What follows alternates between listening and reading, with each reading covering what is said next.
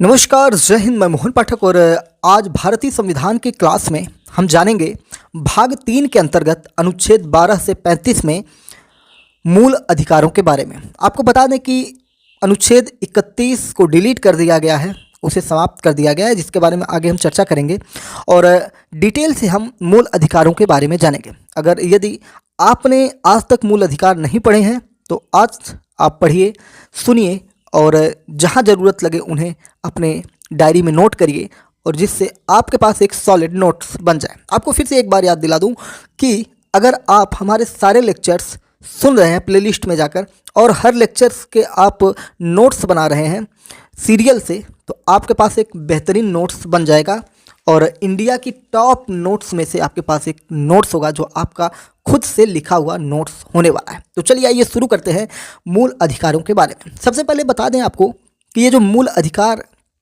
का प्रावधान है हमारे भारतीय संविधान में, ये अमेरिका के संविधान से लिया गया है।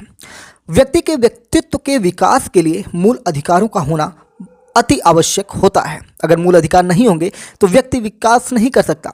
उसको आज़ाद होने का कोई तात्पर्य ही नहीं बनता जिस देश में उसके पास अपने मूल अधिकार ना हो। पता चले कोई भी आए उसे उठा के जेल में डाल दे, कोई भी आए उसके प्रॉपर्टी का अतिक्रमण कर ले, कोई भी आए उसके परिवार पे हमला बोल दे, उस पर हमला बोल दे। उसके पास मूल अधिकार जब होते हैं ना तो उस देश में वो सुरक्षित महसूस करता है। इसीलिए व्यक्ति के व्यक्तित्व के विकास के लिए मूल अधिकारों का होना सबसे ज़्यादा आवश्यक माना गया है। मूल अधिकार संविधान में 7 माने गए थे। कितने माने गए थे? 7 माने गए थे, लेकिन एक मूल अधिकार को हटाकर 6 मूल अधिकार बना दिए गए। यानी कि जब हमारा भारतीय संविधान बना था उस समय मूल अधिकारों की संख्या 7 थी, लेकिन वर्तमान समय में भारतीय संविधान में 6 मूल अधिकार हैं। कौन डिलीट किया गया था उसके बारे में आगे हम चर्चा करेंगे। फिर से याद दिला दूं, एमपीएस हिंदी पर नए हैं तो चैनल को सब्सक्राइब करके daily current affairs, news analysis और वनडे एग्जाम्स की तैयारी के लिए हमारे साथ जुड़ सकते हैं। मूल अधिकार क्या है? मूल अधिकार एक न्यायिक प्रक्रिया है। न्यायिक प्रक्रिया मतलब अपने मूल अधिकारों की रक्षा के लिए जब भी आपको लगे कि आपके मूल अधिकार का हनन हो रहा है तो आप कोर्ट की शरण में जा सकते हैं। जिला court, high court, supreme court, राष्ट्रपति, कहीं भी आप जाकर अपनी बातों को मनवा सकते हैं। उसका एक प्रोसेस होता है, आपको सीरियल वाइज सभी कोर्ट्स में जाना होता है और भी बहुत सारी प्रक्रियाएं हैं, उनके बारे में चर्चा हम करते रहेंगे। तो 7 मूल अधिकार कौन है? समानता का अधिकार, स्वतंत्रता का अधिकार, शोषण के विरुद्ध अधिकार, धार्मिक स्वतंत्रता का अधिकार, शिक्षा तथा संस्कृति का अधिकार, संवैधानिक उपचारों का अधिकार और संपत्ति का अधिकार।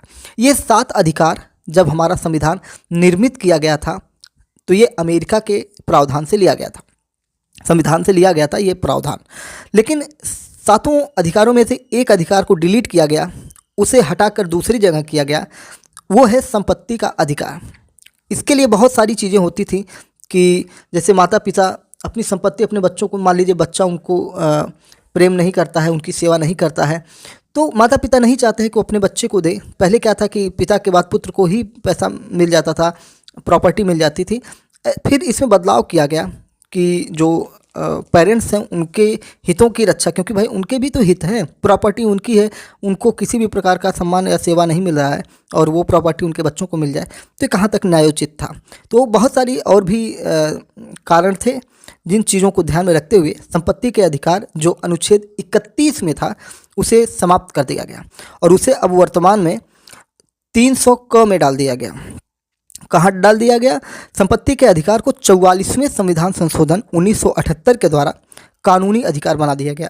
अब इस पर कानून तय करेगा कि किसको संपत्ति मिलेगी, यानी कि अब ये कानूनी विवाद बन गया। ठीक है, वर्तमान में अनुच्छेद 300 क के अंतर्गत इसका उल्लेख किया गया है और पहले संविधान में अनुच्छेद 31 में था। यानी कि जब हम अनुच्छेद 12 से 35 पढ़ेंगे तो इसके अंतर्गत हम अनुच्छेद 31 को नहीं पढ़ेंगे।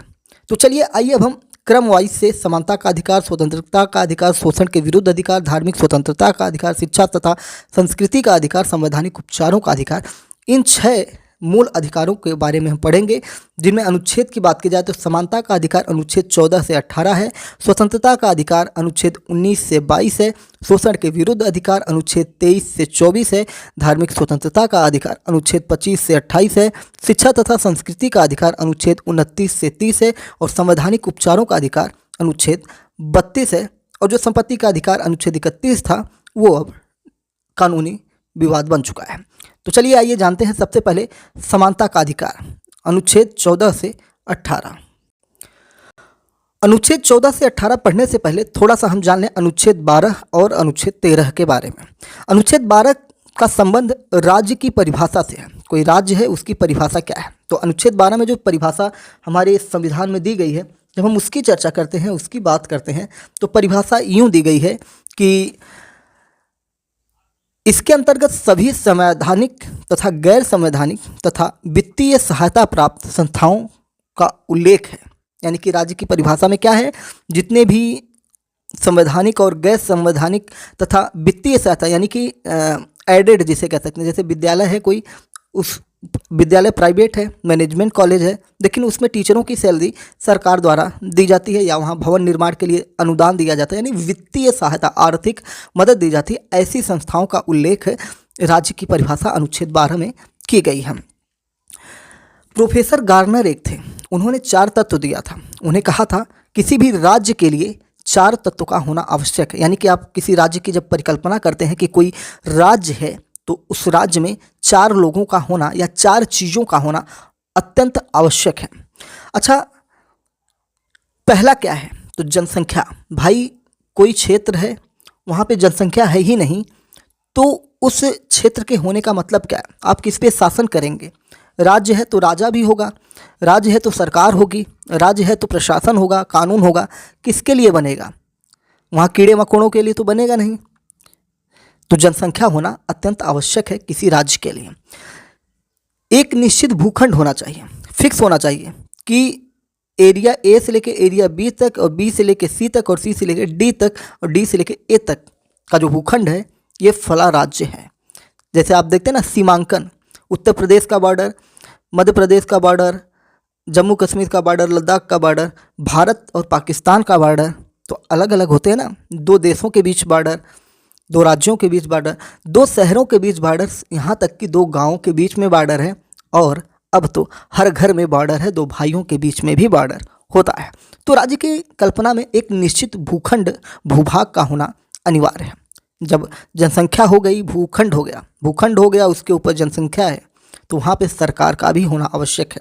तो तीसरी पॉइंट सरकार हो जाएगा। सरकार जो प्रशासन, कानून और वहाँ पे लोगों के हितों की रक्षा के लिए होती है, विकास कार्यों के लिए होती है और लोगों को जीवन जीने के अधिकार देती है।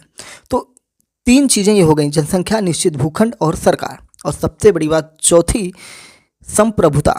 सभी के अपने अधिकार होते हैं, उनकी रक्षा करना सरकार का काम होता है। और अगर संप्रभु नहीं होंगे, लोकतांत्रिक नहीं होंगे और आज़ाद नहीं होंगे, गुलामी का शिकार रहेंगे, तो वो राज्य ही राज्य क्या, वो किसी जेल से कम नहीं होगा।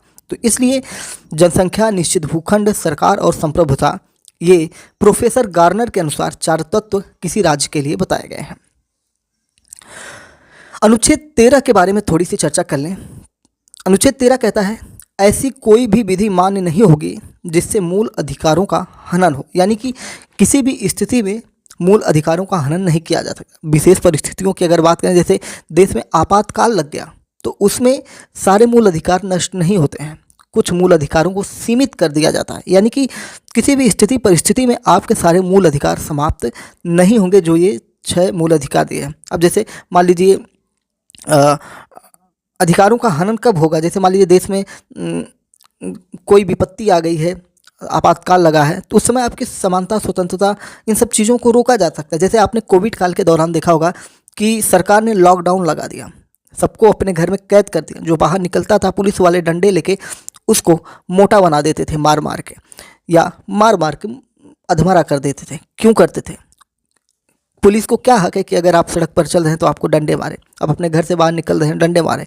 वो एक विशेष परिस्थिति थी जहां आपके अधिकारों को सीमित किया गया था, रोका गया था, आपको आपके घर में कैद किया गया था कि आपकी सुरक्षा के लिए किया गया था, देश की सुरक्षा के लिए, संसार की सुरक्षा के लिए, कि कोविड जो महामारी है उसको तो नियंत्रित नहीं किया जा सकता, लेकिन उसको फैलने से रोका जा सकता था। उसके लिए ये एक प्रोग्राम के तहत चलाया गया था जो राष्ट्रीय आपात के तौर पर देख सकते हैं आप कि इस प्रकार से किया गया था। फिर धीरे धीरे जैसी व्यवस्थाएं सही होती गई, कोविड का असर कम होते गया और आज आप सुचारू रूप से आ गए हैं बाहर। और उसी कोविड का देन है कि ऑनलाइन प्लेटफॉर्म तैयार हुए आपको पढ़ाने के लिए। आपके घर में आपको भोजन, पानी, दवा, दूध से लेकर सारी व्यवस्थाएं की जाती थी। आपको कोई परेशानी होती थी तो प्रशासन आपके घर पहुंच जाता था। बहुत सारे प्रोग्राम चले, प्रशासन आपके द्वार जैसी बहुत सारी व्यवस्था। ऑनलाइन एजुकेशन हुआ, फ्री में टीवी चैनल्स पर आपको पढ़ाई, टीचर्स आके पढ़ाना शुरू कर दिए। ये सब क्या थी?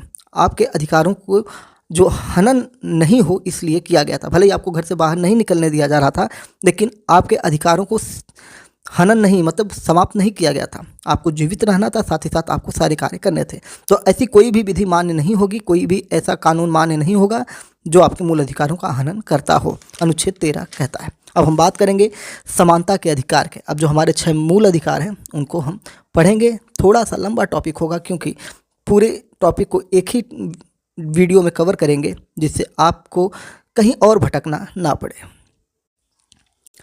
आपको बता दें कि जैसे पॉलिटी की क्लास यानी पॉलिटी जो इम्पॉर्टेंट फैक्ट है वो समाप्त हो जाएंगे, तो हम इसी टाइम पे, इसी क्रम में आपको फिर हम राष्ट्रीय आंदोलन हुए, भारतीय राष्ट्रीय आंदोलन हुए, भारतीय इतिहास हुआ, उसकी चर्चा शुरू कर देंगे। ठीक है, तो चलिए आइए जानते हैं समानता का अधिकार। अनुच्छेद 14 से 18। अनुच्छेद 14 कहता है कि विधि के समक्ष समानता हो, यानी कि विधि मतलब जो न्याय प्रणाली है, कानून है, उसके समक्ष हमें समान अधिकार प्राप्त हो। लेकिन अपवाद स्वरूप अनुच्छेद 361 आता है, जिसमें राष्ट्रपति, राज्यपाल अपने पद पर रहते हुए कोई अगर दंडात्मक कार्यवाही करें तो उन पर तब तक कार्यवाही नहीं की जाएगी जब तक कि उनको उनके पद से हटा न दिया जाए। यानी कि एक उनके पद की गरिमा होती है, उस पद पर रहते हुए उनके ऊपर कोई भी कार्यवाही नहीं होगी। जब वो अपने पद से हट जाएंगे फिर उसके बाद कार्यवाही होगी। खैर अभी तक ऐसा मामला, कोई बड़ा मामला निकल के भारत में आया नहीं है।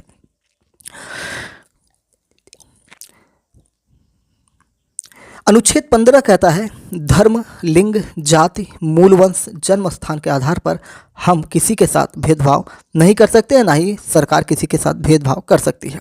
अनुच्छेद 16 कहता है लोक नियोजन के विषय में अवसर की समानता हो। लोक नियोजन का मतलब लोक सेवा आयोग, आप जानते होंगे, जो पीसीएस, यूपीएससी, ठीक है, समझ गए ना, जो सरकारी भर्तियां जिन्हें हम कह सकते हैं, यानी कि सरकारी भर्तियों में सभी को समान अवसर मिलेंगे।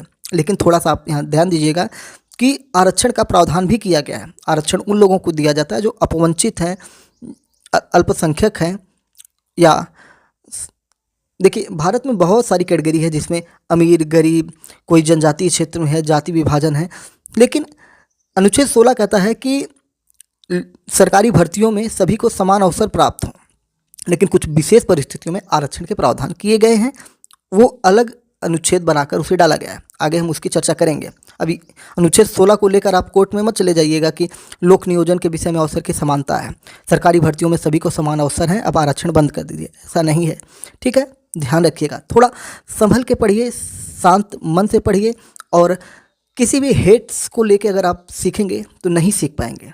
आप सिर्फ सीखने के लिए आइए, बाकी आप अपने समाज में किस प्रकार से क्या बातें करते हैं वो आपके विवेक पर निर्भर है, वो आप अपना करते रहिए, उससे आपकी पढ़ाई से कोई लेना देना नहीं है। वो आपका पॉलिटिकल या आपका पर्सनल भी हो सकता है, लेकिन जब आप पढ़ाई कर रहे हैं उस समय आपको सिर्फ और सिर्फ फोकस करना है सीखने पर कि हमारे संविधान में क्या कहा गया है, संविधान क्या कह रहा है। बाकी आप बाहर जाके अपना कुछ भी कर सकते हैं। तो अनुच्छेद 16 कहता है कि सरकारी भर्तियों में सभी को समान अवसर प्राप्त हो, यानी कि लोक नियोजन के विषय में अवसर की समानता हो। अनुच्छेद 17 कहता है छुआछूत, ऊंच नीच, भेदभाव, इन सारी चीज़ों पर रोक लगाता है, यानी कि अस्पृश्यता का अंत करता है कि भारत में कोई भी व्यक्ति अस्पृश्य नहीं है। वैसे आपको बता दें कि आपने हाल ही में महाकुंभ का आयोजन देखा होगा, जिसमें लगभग 50 करोड़ लोगों के आने की बात सरकार द्वारा कही गई है। 50 करोड़ से ज़्यादा लोग वहाँ पे स्नान किए। उस घाट पर, संगम त्रिवेणी पर, इलाहाबाद गंगा त्रिवेणी संगम क्षेत्र में आप देखे होंगे पूरी दुनिया के लोग आकर एक ही घाट पर नहा रहे थे, और महाकुंभ का आयोजन आज से नहीं, अनादिकाल से चला आ रहा है। कोई किसी को पता ही नहीं है, इस ऐतिहासिक प्रमाण ही नहीं है कि ये जो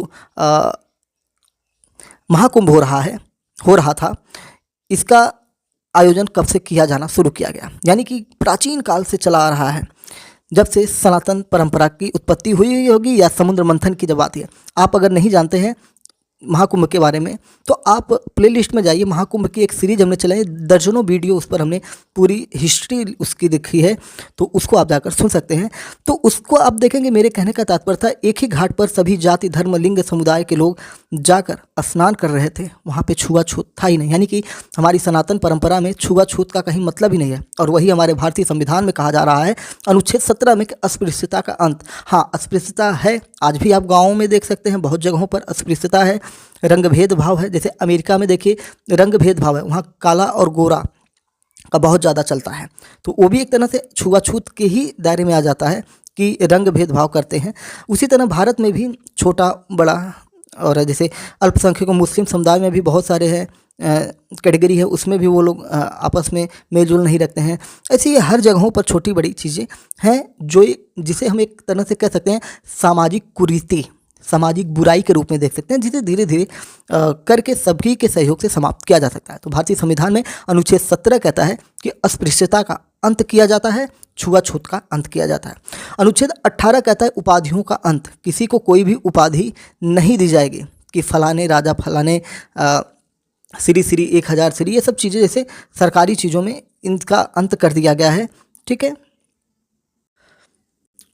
कुछ विशेष परिस्थितियों में उपाधियां दी जाती है, जैसे भारत सरकार द्वारा किसी को अवार्ड दिया गया तो वो उपाधि वो धारण कर सकता है और कहीं पे उसको बता सकता है कि हाँ मुझे ये उपाधि प्राप्त हुई है, लेकिन वंशानुगत रूप से कोई भी उपाधियां धारण नहीं कर सकता है। ठीक है, अब हम बात करेंगे अनुच्छेद 19 से 22 की। अभी तक हमने अनुच्छेद 14 से 18 तक पढ़ा, अब हम अनुच्छेद 19 से 22 पढ़ेंगे। स्वतंत्रता का अधिकार।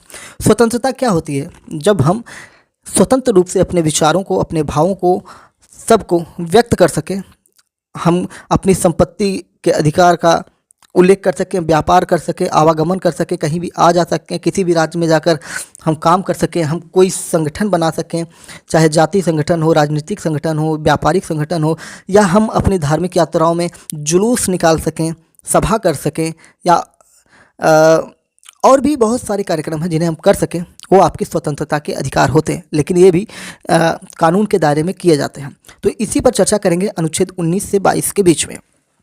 हमारे भारतीय संविधान में जिस प्रकार से 6 मूल अधिकार दिए गए हैं, उसी तरह 6 प्रकार की स्वतंत्रता का उल्लेख किया गया है। अनुच्छेद 19 में कई प्रकार के क्लॉज बने हैं, जैसे छोटे छोटे ABCDEFGH ऐसे करके, या क ख ग घ अंगा करके ऐसे, जैसे 19A हो गया, 19B हो गया, 19C हो गया, 19D हो गया, 19E हो गया, इस प्रकार से चीज़ें इसमें रखा गया है। FG है, इन सब की चीज़ों की बात की गई है। तो पहला जो है आपका 19A में कह रहा है कि वाक एवं अभिव्यक्ति की स्वतंत्रता। आप अपनी बातों को रख सकते हैं, आप अपनी बातों, अपने विचारों को प्रकट कर सकते हैं अनुच्छेद 19A के तहत। वहीं अनुच्छेद 19B कहता है बिना हथियार लिए या बिना हथियार पूर्वक जुलूस निकालने और सभा करने की स्वतंत्रता है। आपके पास हथियार नहीं होना चाहिए, आप अपनी शोभा यात्रा निकालिए, आप कुछ भी करिए, सभा करिए, लेकिन वहाँ पे हथियार का प्रदर्शन नहीं होना चाहिए, ना ही किसी भी प्रकार से उस जुलूस या सभा से किसी के अंदर भय होना चाहिए। 19C कहता है संघ या संगठन बनाने की स्वतंत्रता। आप संघ बना सकते हैं, अपनी पार्टी बना सकते हैं, संगठन बना सकते हैं, उसके लिए आप आज़ाद हैं, भारत सरकार से रजिस्ट्रेशन करवा के आप कर सकते हैं। 19D कहता है भारत राज्य क्षेत्र के भीतर आवागमन की स्वतंत्रता। अब ये नहीं है कि आपको यूपी से MP जाना है तो आपको पासपोर्ट वीज़ा लगेगा, ऐसा कुछ नहीं है। आप भारत के जितने भी राष्ट्र हैं, जहाँ तक भारत संघ है, भारत राज्य क्षेत्र है, उनमें आप कहीं भी किसी भी समय जा सकते हैं। 19E कहता है भारत राज्य क्षेत्र के भीतर निवास करने की स्वतंत्रता है। आप मान लीजिए दिल्ली में रहते हैं, आपका मन किया कि अब दिल्ली छोड़कर आप कोलकाता चले जाएं, तो आप कोलकाता में जाके रह सकते हैं, आपको कोई नहीं रोक सकता, आपको संविधान अधिकार देता है। आप चाहे गोवा में रह सकते हैं, आप जाकर बंगाल की खाड़ी में मचान बना के रह सकते हैं, फिलहाल वो क्षेत्र आपका होना चाहिए, मतलब आपकी प्रॉपर्टी होनी चाहिए, आप किराए पर लोग देखिए कमाने के लिए जाते हैं, यूपी के लोग तमिलनाडु, आंध्र प्रदेश यहाँ तक चले जाते हैं। तो ये क्या है? स्वतंत्रता ही है ना, आप किसी भी राज्य में जाकर वहाँ पे रह सकते हैं, वहाँ पे काम कर सकते हैं। 19E जिसमें संपत्ति के अधिकार का उल्लेख किया गया था।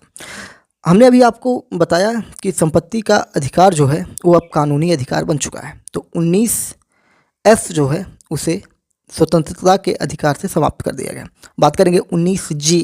19G कहता है आप किसी भी राज्य क्षेत्र में या किसी भी ज़िले में, किसी भी गांव में, कहीं पर भी आप व्यापार कर सकते हैं, बिजनेस कर सकते हैं। तो व्यापार करने की स्वतंत्रता 19G में मिलती है। यहाँ पे कुछ चीज़ें और है, स्वतंत्रता में बहुत सारी चीज़ें आ जाती हैं। जैसे मीडिया, हम भी आपको पढ़ा रहे हैं तो ये भी एक तरह से मीडिया के माध्यम से ही पढ़ा रहे हैं। डिजिटल प्लेटफॉर्म है और सोशल मीडिया इसे कहते हैं।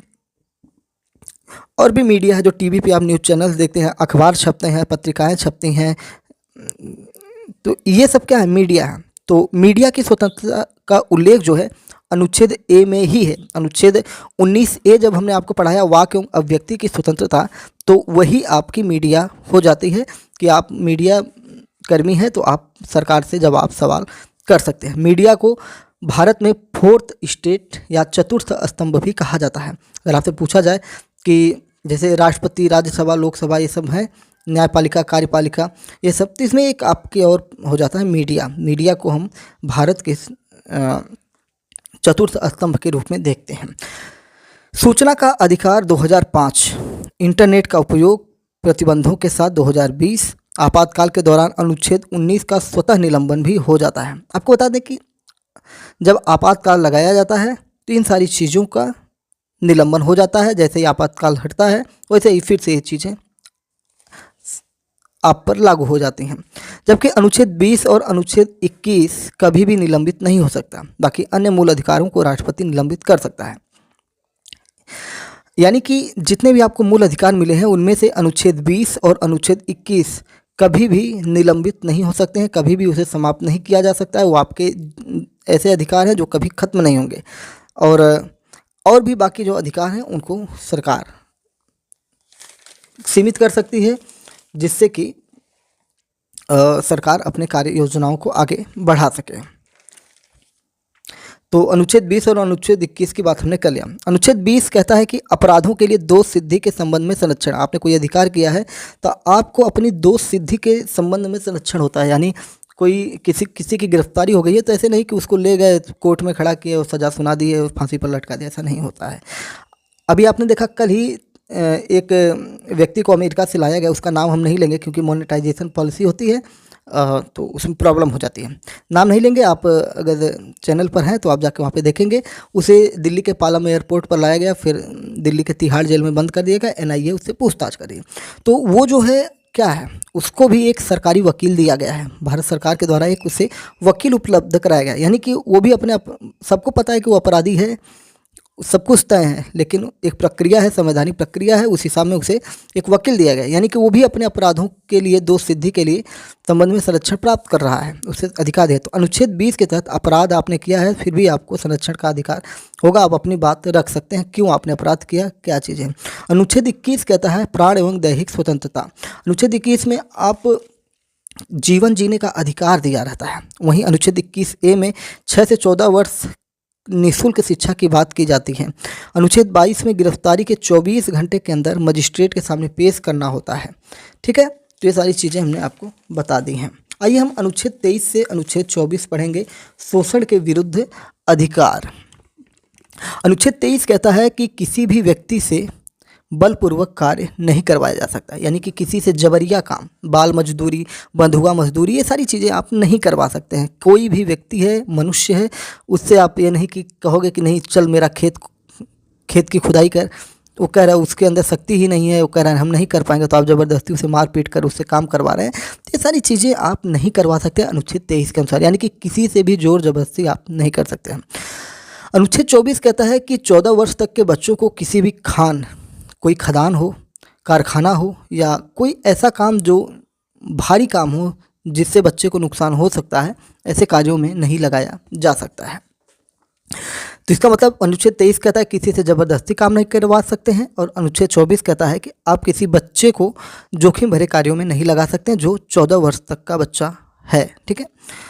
अनुच्छेद 45 में 0 से 6 वर्ष तक के बच्चों के शिक्षा का प्रावधान किया गया है, जबकि अनुच्छेद 21A में भी 6 से 14 वर्ष तक के बच्चों के लिए निःशुल्क शिक्षा का प्रावधान है। तो ये चीज़ें आपको ध्यान रखनी पड़ेगी। ठीक है। अनुच्छेद 45 में 0 से 6 वर्ष यानी कि प्री प्राइमरी कह सकते हैं, ठीक है, या प्राइमरी कह सकते हैं, जहाँ पर बच्चों के शिक्षा का प्रावधान किया गया है अनुच्छेद 45 में, लेकिन अनुच्छेद 21A में 6 से 14 वर्ष तक के बच्चों के लिए निःशुल्क एवं अनिवार्य शिक्षा का प्रावधान किया गया है।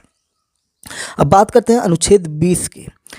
हमने पहले ही उसके बारे में चर्चा की, थोड़ा थोड़ा और चर्चा करते हुए चलेंगे। अनुच्छेद 23 के बारे में हमने पढ़ लिया। अनुच्छेद 20 कहता है अपराधों के लिए दोष सिद्धि के संबंध में संरक्षण। ये 3 प्रकार की स्वतंत्रता का उल्लेख करता है। अनुच्छेद 20A, अनुच्छेद 20B, अनुच्छेद 20C। अनुच्छेद 20A कहता है कि किसी भी अपराध के लिए सिर्फ एक बार सजा दी जाएगी, यानी कि कोई व्यक्ति कोई अपराध किया है तो उसे एक बार ही सजा दी जाएगी, ये नहीं कि एक ही अपराध के लिए बार बार उसको सजा सुनाई जाए। अनुच्छेद 20B कहता है कि अपराध करने के समय जो कानून लागू है उसी के तहत सजा दी जाएगी, ना कि पहले या बाद में बनने वाले कानून के। यानी कि जिस दिन अपराध किया गया है उस दिन जो कानून में लिखा गया है वही कानून उस पर लागू होता है, उसके आगे या उसके पीछे वाले कानून नहीं लागू होंगे। अनुच्छेद C कहता है कि किसी भी व्यक्ति को स्वयं के विरुद्ध गवाही देने के लिए जबरदस्ती बाध्य नहीं किया जा सकता। पता चले कि उसने अपराध किया ही नहीं है और उससे गवाही दिलवाया जा रहा है लाठी डंडों से पीट पीट के कि बेटा बोलो कि हाँ हम ही ने किया है,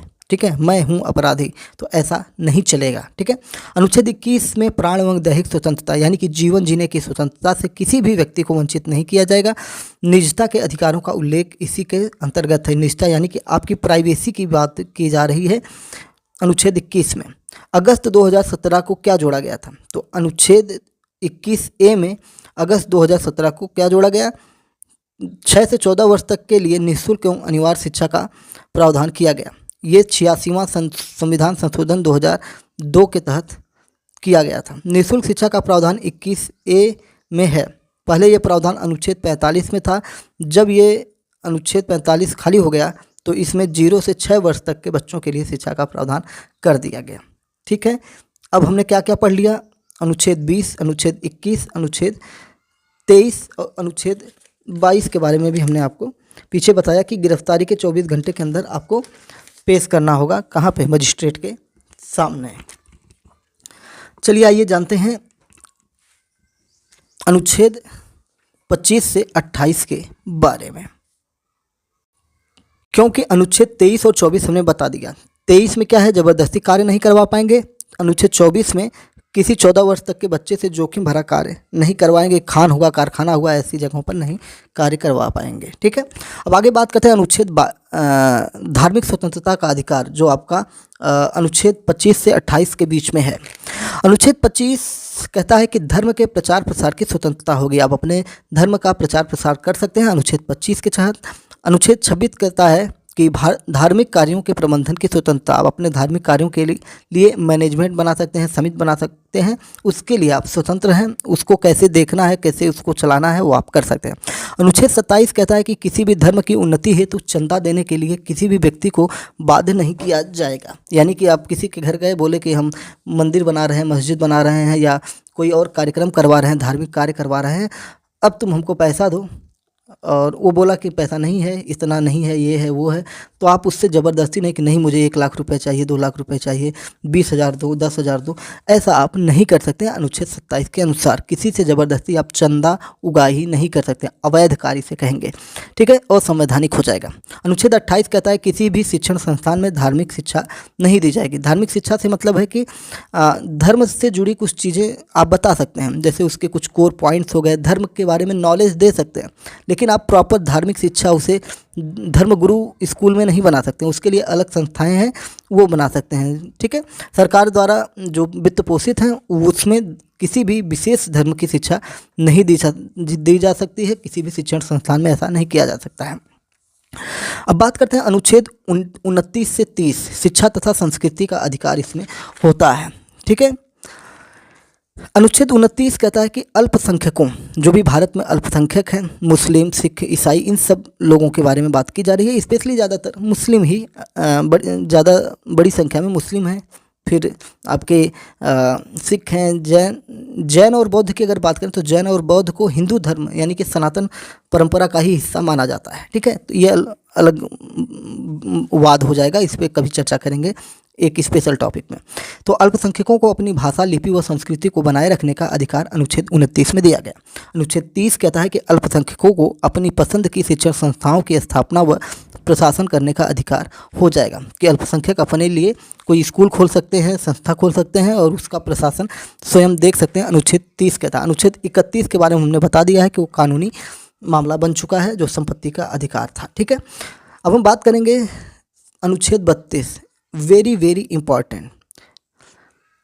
वी आर अम्बेडकर ने इसके बारे में कुछ बातें कही थी, उसका भी जिक्र हम कर लेंगे। ठीक है, आपको बता दें कि अनुच्छेद 32 जो है संवैधानिक उपचारों का अधिकार है। यदि किसी विवाद को निम्न न्यायालय यानी कि कोई छोटा न्यायालय जैसे सिविल कोर्ट हुआ, हाई कोर्ट हुआ, ये सब क्या है नहीं संभाल रहे हैं, तो आप उच्च न्यायालय में जा सकते हैं अनुच्छेद 226 के द्वारा। यानी कि किसी भी विवाद को निम्न न्यायालय से उच्च न्यायालय ले जाना है तो अनुच्छेद 226 के द्वारा आप ले जा सकते हैं।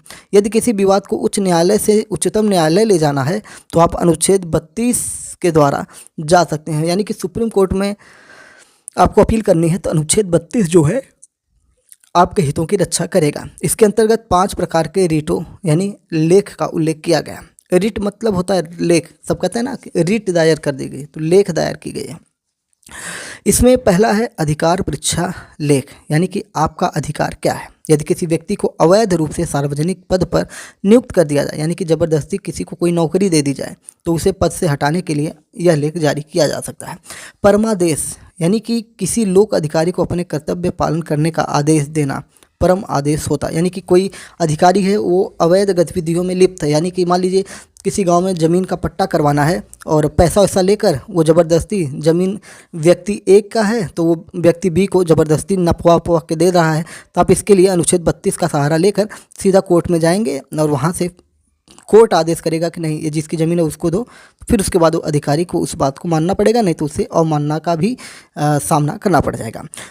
उत्प्रेषण लेख एक होता है, तीसरा आपका उत्प्रेषण लेख हो जाएगा। उत्प्रेषण लेख का मतलब हो जाएगा अधीनस्थ न्यायालय में लंबित पड़े विवादों को उच्च न्यायालय भेजना। यानी कि अगर किसी न्यायालय में आपकी बात नहीं सुनी जा रही है, वहाँ पे आपके केस को रोक दिया गया है, कुछ भी विवाद है वहाँ पे, आप नहीं चाहते हैं कि फला जज मेरे सुनवाई करवाए, यानी कि जज पर ही आपको शक है, बहुत सारी स्थिति परिस्थिति बनती है। उन स्थिति परिस्थितियों में आप कहाँ जा सकते हैं, उच्च न्यायालय में जा सकते हैं। जैसे मान लीजिए सिविल जज हुए, ये सब नहीं ठीक से कर रहे हैं तो आप हाई कोर्ट में जा सकते हैं। उत्प्रेषण लेख इसे कह सकते हैं। प्रतिषेध लेख यानी मना करना, शेद निषेध हो गया ना, तो मना करना होता है। प्रतिषेध लेख क्या होता है, अधीनस्थ न्यायालय को अपने क्षेत्राधिकार से बाहर जाने से रोकने के लिए यह लेख जारी किया जाता है। मान लीजिए उनके लिए स्पेशल चीज़ें होती है कि आप उनकी सीमित शक्तियाँ होती हैं कि आप इतना ही ऑर्डर दे सकते हैं, इतने साल की सज़ा सुना सकते हैं, ये इतना ही कार्य आपका है। इससे ज़्यादा अगर वो करते हैं तो फिर आप प्रतिषेध लेख यानी कि लेकर जा सकते हैं और ये क्या करता है कि उस पर कंट्रोल करता है। बंदी प्रत्यक्षीकरण लेख होता है। बंदी प्रत्यक्षीकरण लेख का मतलब होता है, ये 5वां और आखिरी है। बंदी प्रत्यक्षीकरण लेख का मतलब होता है निरुद्ध व्यक्ति को न्यायालय के समक्ष उपस्थित करना। यदि किसी व्यक्ति को अवैध रूप से बंदी बनाया गया है तो यह लेख जारी किया जाता है। यानी कि मान लीजिए किसी को पकड़ लिया गया, उसके ऊपर कोई चार्ज मतलब सिर्फ जेल में बंद किया गया है, कोई कुछ कार्रवाई कागजी लिखा पढ़ी नहीं हो रही है, ना ही मुझे मजिस्ट्रेट के सामने पेश किया जा रहा है, तो इन स्थितियों में बंदी प्रत्यक्षीकरण लेख लिखवाया, जैसे पता चले ले जाके जेल में मार मार के मुआ दे, तो ऐसी स्थिति में आप ऐसा लेख जारी करवा देंगे और फिर वो सबके सामने आ जाएगा, जो भी मामला होगा फिर उस पर न्यायिक प्रक्रिया चलेंगे। तो ये हमारे मूल अधिकार थे जिनके बारे में हमने चर्चा की।